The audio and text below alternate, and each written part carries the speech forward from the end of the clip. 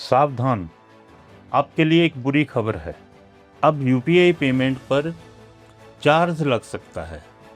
यानी यूपीआई के जरिए आज तक जो भी पेमेंट आप करते रहे हैं, आपने कभी अतिरिक्त पैसा नहीं दिया, लेकिन इस पेमेंट पर चार्ज लग सकता है, जिसे लेकर लोकसभा में एक अहम बिल पास हो चुका है।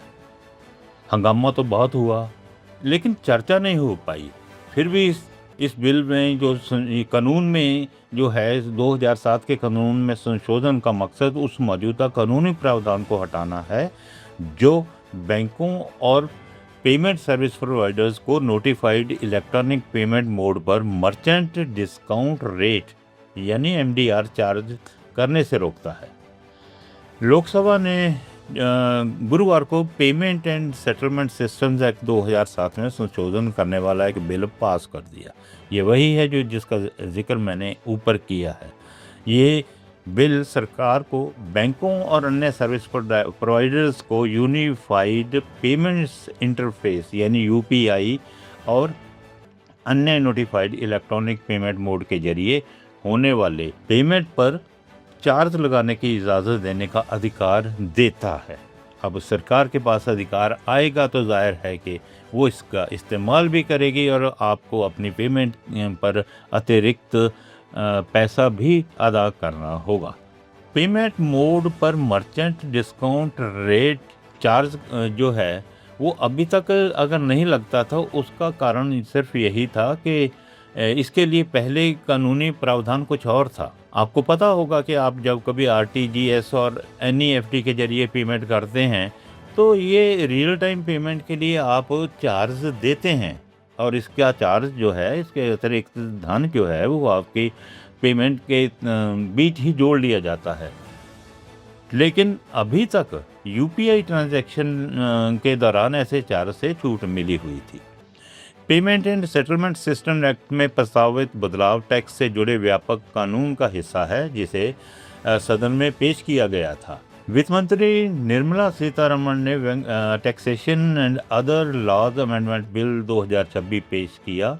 ये वही बिल है जिसका मैं पहले जिक्र कर रहा था कि इसका मकसद payment and settlement system act 2007 और इनकम टैक्स एक्ट 2025 में संशोधन करना है तथा फाइनेंस एक्ट 2026 में भी इसी से संशोधन होगा। सरकार का मकसद ग्राहकों और छोटे व्यवसायों के लिए डिजिटल पेमेंट सर्विस का छोटा चार्ज लगाना है। साथ ही बैंकों, पेमेंट सर्विस प्रोवाइडर्स यानी पीएसपीज और पेमेंट इंफ्रास्ट्रक्चर कंपनियों के लिए एक टिकाऊ रेवेन्यू मॉडल सुनिश्चित करना है जो डिजिटल पेमेंट इकोसिस्टम को चलाते हैं और जिसके लिए हम अपने पैसों का आदान प्रदान करते हैं। वहीं इनकम टैक्स एक्ट की धारा 269 एसयू के तहत 50 करोड़ रुपए से ज़्यादा टर्नओवर वाले बड़े बिजनेस के लिए ज़रूरी है कि वे ख़ास इलेक्ट्रॉनिक तरीक़ों से पेमेंट स्वीकार करें। और ये ख़ास तरीके हैं जैसे रुपे पेमेंट है, डेबिट कार्ड की पेमेंट है, भीम की पेमेंट है, यूपीआई की पेमेंट है, क्यूआर कोड की भी पेमेंट इसमें शामिल है। अभी तक कोई भी बैंक या payment system provider income tax act 1961 की धारा 269 एसयू के तहत बताए गए इलेक्ट्रॉनिक पेमेंट तरीकों का इस्तेमाल करने के लिए किसी पर भी प्रत्यक्ष या अप्रत्यक्ष रूप में कोई चार्ज नहीं लगा सकता है, लेकिन कानून बना है तो अब ये चार्जिंग शुरू हो जाएगी। वैसे बता दें आपको कि आरबीआई के गवर्नर संजय मल्होत्रा ने कहा कि डिजिटल तरीकों से पेमेंट पर एमडीआर के बारे में बात करना अभी जल्दबाजी होगी। सो कहा जा सकता है थोड़ी देर के लिए आपको राहत मिल सकती है, लेकिन अंततः चार्ज तो देना होगा।